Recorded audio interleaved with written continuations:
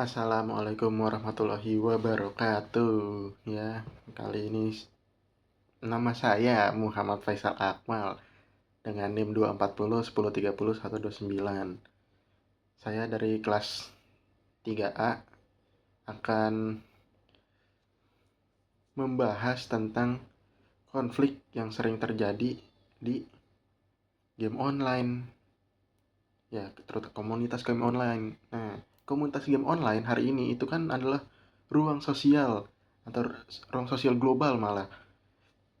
Jutaan orang itu kan berkumpul dari berbagai latar belakang, berinteraksi, dan kompetitif. Namun, di balik interaksi ini sering terjadi konflik antar budaya. Mengapa kok bisa terjadi konflik antar budaya? Nah, perbedaan yang pertama itu ada perbedaan tujuan bermain ya. Pemain kompetitif berorientasi pada kemenangan.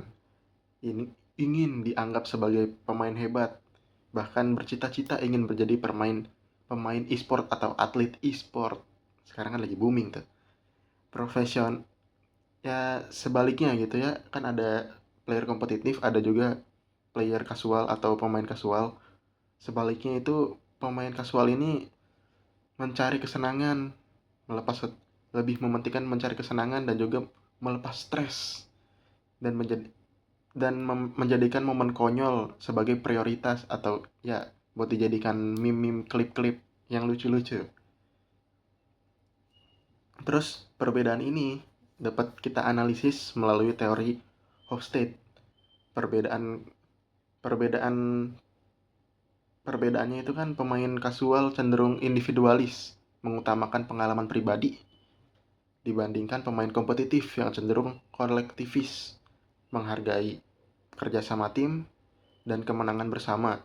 Bentrokan budaya bermain ini memicu gesekan karena kan beda tujuan tuh. Yang satu pengen menang, yang satu pengen senang. Terus bagaimana konflik ini memburuk? Melalui etnosentrisme, saat emosi memuncak, pemain itu nggak bisa ngendaliin diri. Pemain nggak hanya melontarkan kata-kata toksik atau kasar ya, bahasa sekarang toksik, keren. Tapi juga menyerang identitas budaya lawan. Mereka merasa budayanya superior, sehingga mereka merasa dirinya layak untuk merendahkan budaya dari orang lain gitu loh. Contohnya itu kayak Jawa kuli, Muslim, agama bla bla bla bla bla bla. Nah, gitu. Gitulah, ada yang udah banyak itu kan di internet stereotip yang gimana-gimana gitu, buruk gitu. Terus kesimpulannya adalah akar masalahnya adalah perbedaan nilai dan etnosentrisme yang dibawa pemain. Memahami etnosentrisme adalah langkah krusial agar game online menjadi ruang yang mempersatukan dan bukan memisahkan.